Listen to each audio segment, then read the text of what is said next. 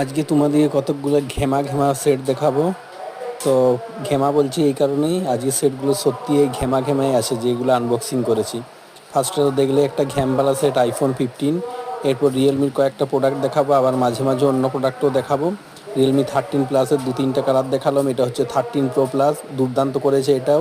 দিয়ে একটা রেডমি দেখো, রেডমি 13 5G, এটাও কমের মধ্যে বেশ ভালো। এই দেখো স্যামসাংয়ের এই সেটটা বেশ করেছে, কি মডেল বলবে তোমরাই, রিয়েলমি C65। তারপরে এটাও কালার ডিসপ্লে বেশ দুর্দান্ত করেছে, কমের মধ্যে দাম রেখেছে মাত্র 10,999।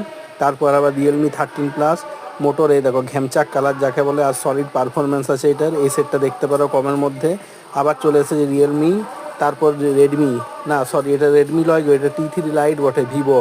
অত সেট উলট পালট হয়ে যাচ্ছে বলতে বলতে, ঠিক আছে নিজেটা একটু ভালো করে দেখবে, যে এটা ভুল হবে তোমরা একটু বলে দিবে যে ভুল হচ্ছে বলে, সবগুলো তো খেয়াল থাকে না সব সময়। তো এইটা দেখো P1 স্পিড রিয়েলমি, তারপরে আবার রিয়েলমির একটা C65 দিয়ে একটা বাডস 5C, গান শোনার কথা বলার জন্য দুর্দান্ত প্রোডাক্ট। আবার একটা চলে এসেছে রেডমি 14C, এটাও বেশ ভালো বটে, এটা নাথিং, এটা একটু ইউনিক লুক দিয়েছে, যারা লিয়ার নিতে পারো। হাই দেখো P1 স্পিড, হাই দেখো গো দুজন দুটো নিল বটে, P1 স্পিড সেটটা তাহলে বেশ ভালোই করেছে মনে হচ্ছে।